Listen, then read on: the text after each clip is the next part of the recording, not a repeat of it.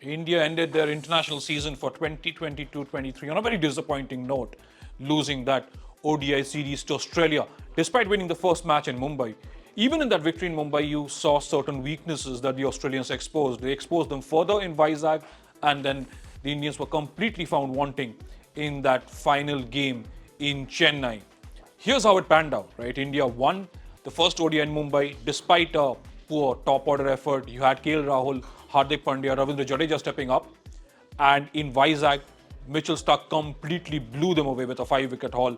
The game was over before the 20th over of the Indian innings, and Australia chasing down a very, very small total with 10 wickets to spare. Again, in Chennai, in that final ODI, India looked completely clueless on a pitch which afforded a little bit of turn. It wasn't a ranked turner, of course, but you'd expect that kind of surface in Chennai, especially at the start of the summer. There were certain cracks, and Australia played much better cricket. Of course, India had pulled things back after a strong start from Travis Head and Mitchell Marsh, courtesy of Hardik Pandya, struck thrice in his first 3 overs. Kuldeep Yadav bowled pretty well, picked up wickets, but Australia still managed to get to 269.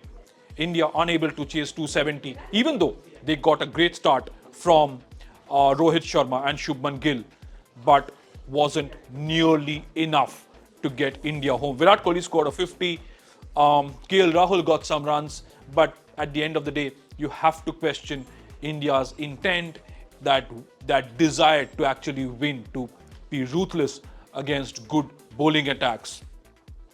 It was disappointing, like I said, on all fronts. On all fronts. Surya Kumar Yadav, 3 golden ducks.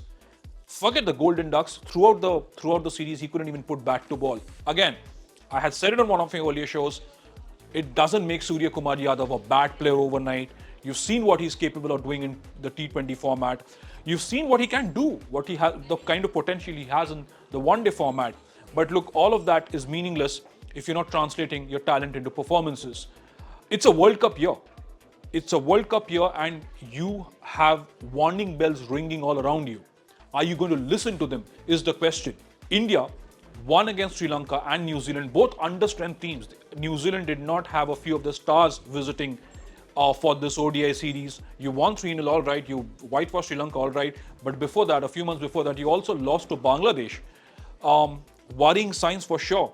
Your top order, not in form. Rohit Sharma, not in form. Virat Kohli, he got hundreds against Bangladesh and Sri Lanka. He did not get single half century against New Zealand. He got a 50 in the final game, wasn't enough. You expect your biggest match winners to win matches for you. That's why they're named tagged match winners. That's why that's why the weight of expectations on them. And the Indian top order, you can't play quality pace as Mitchell Starc showed in Vizag in slightly helpful conditions. You can't play spin as the Australian spinners showed throughout the Test series. Nathan Lyon was phenomenal. Matthew Kuhneman, Todd Murphy, two of them rookie spinners. You couldn't handle them. And again, you were found wanting against Adam Zampa and Ashton Agar. That was just so disappointing. So, quick questions for the Indian team management. Are you going to repeat the same mistakes of over the last 2 years? Before the T20 World Cup, you had the same problems. You weren't sure of who's going to exactly bat in that middle order. Even now, you don't know. Surya Kumar Yadav has struggled. Surya Kumar's most likely played these many ODIs because Shreyas Iyer is out injured. Rishabh Pant's injury was, of course, a freak. It was an unfortunate car accident. But you haven't tried the likes of Rahul Tripathi, Rajat Patidar, all of them with good track records in one-day cricket. Where are you headed? The international season is over. The IPL starts in a few days, and then you only have a handful of ODIs before the World Cup starts. Of course, you're going to play the Asia Cup, but time is running out once again. Do the Indians have a proper roadmap for the 2023 World Cup? A lot of people have said, like, look, we won the World Cup in 2011 at home. 2023 is this India's best chance, but it is not easy to win World Cups at home. That's why you haven't had too many hosts winning the World Cups. Of course, Australia did that in 2015, India did that in 2011, but it's not easy because of the weight of pressure, because of the weight of expectations. Couple of differences there between the Indian team of 2011 and the Indian team of 2023.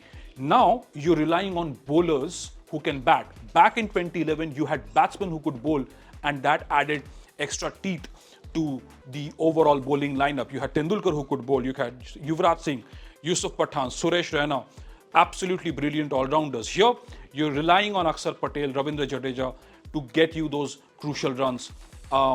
Those are very, very worrying signs. You need a proper roadmap and some more depth in this lineup. This was Rajesh Gupta bringing this to you for India Today YouTube.